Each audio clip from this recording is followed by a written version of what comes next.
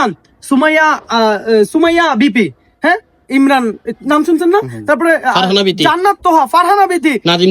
বাংলাদেশে এ পর্যন্ত যতজন মানুষ বউ ব্যবসার বিরুদ্ধে কথা বলছে তার মধ্যে আপনি অন্যতম। হ্যাঁ ভাই, আমি আপনার একসময় অনেক কন্টেন্ট দেখতাম শুধু বউ ব্যবসার বিরুদ্ধে। ভাই বাংলাদেশের প্রত্যেকটা মানুষের থেকে, বাংলাদেশ না যে কোনো ছোট বড় মানুষের থেকে আপনার অনেক কিছু শেখার আছে।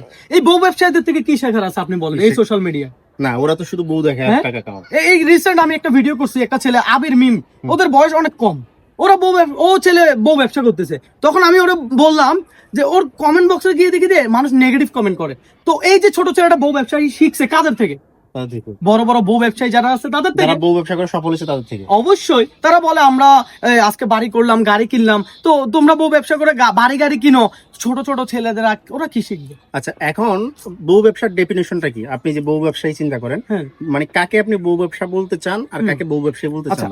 ক্যামেরার সামনে যদি একজন মহিলা বা হাজবেন্ড ওয়াইফ আসে, সেটাই বউ ব্যবসায়ী বলে আমি আখ্যায়িত করবো না।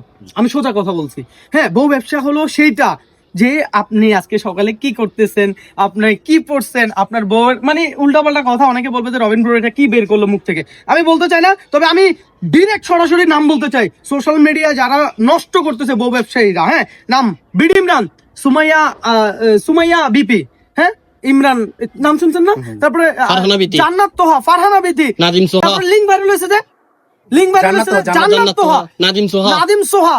আমি আরো নাম মুখস্থ রাখতে পারি না, তবে আমি গ্যারান্টেড এই ভিডিওতে যারা কমেন্ট করবে তারা আরো অনেকের নাম বলবে, দেখবেন বউ ব্যবসায়ী। অবশ্যই। আচ্ছা, এখন আরেকটা প্রশ্ন, যেমন ধরেন বউ ব্যবসার বিরুদ্ধে একসময় যারা কথা বলছে, এখন অনেকেই আবার বউকে ক্যামেরার সামনে আনতেছে, অনেকে আবার তাদেরকে বউ ব্যবসায়ী ট্যাগ দিচ্ছে। বিষয়টা আপনি কিভাবে দেখেন? বিষয়টা হলো যে আমি আবারও বলতেছি, ক্যামেরার সামনে হাজবেন্ড ওয়াইফ আসা মানে বউ ব্যবসা না।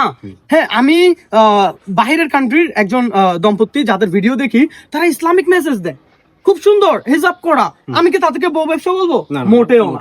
হ্যাঁ, তো আমি আবারও বলতেছি, যারা মানে যা তা করে ভাই, কি বাজে, তাদের কন্টেন্ট দেখে কিভাবে পাবলিক, রুচিতে কেমন আসে আমি বুঝি না। কন্টেন্টে কোনো মেসেজ নাই, কোনো মেসেজ নাই ভাই, ও অশ্লীলতা ভাই।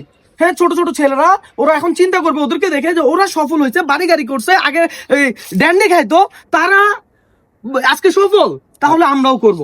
আপনি জান্নাত তোহার দেখেন, কয়েকদিন আগে জান্নাত তোহার ওই জান্নাত মেয়েটা দেখি মানে ইন্টারভিউ দিচ্ছে, বলতেছে এখনকার মেয়েরা নষ্ট হয়ে গেছে। ও বলতেছে এখনকার মেয়েরা নষ্ট হয়ে গেছে। আপনি চিন্তা করেন, মানে আমাদের জ্ঞান দিচ্ছে কে? জ্ঞান দিচ্ছে কে? চিন্তা করতে হবে ভাই। মানে জাস্ট এটা হচ্ছে যে সোশ্যাল মিডিয়ার কল্যাণে।